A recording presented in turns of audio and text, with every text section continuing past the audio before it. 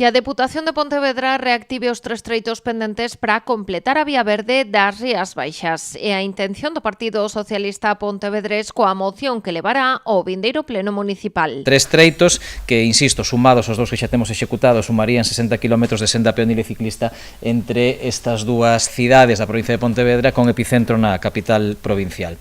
Esta é unha bella demanda de moitos colectivos cidadáns, de moitos colectivos ciclistas como pedaladas e tamén unha bella demanda do Partido Socialista.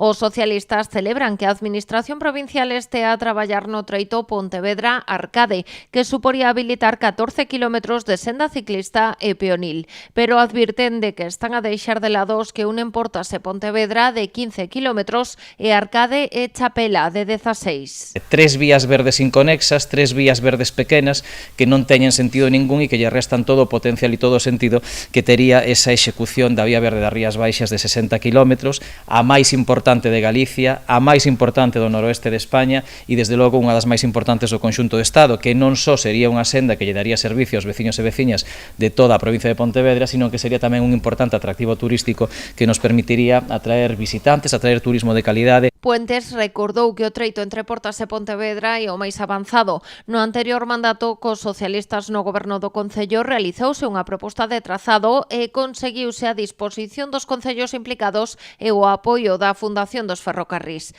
Tamén destacou que os terreos estarían dispoñibles para esta actuación.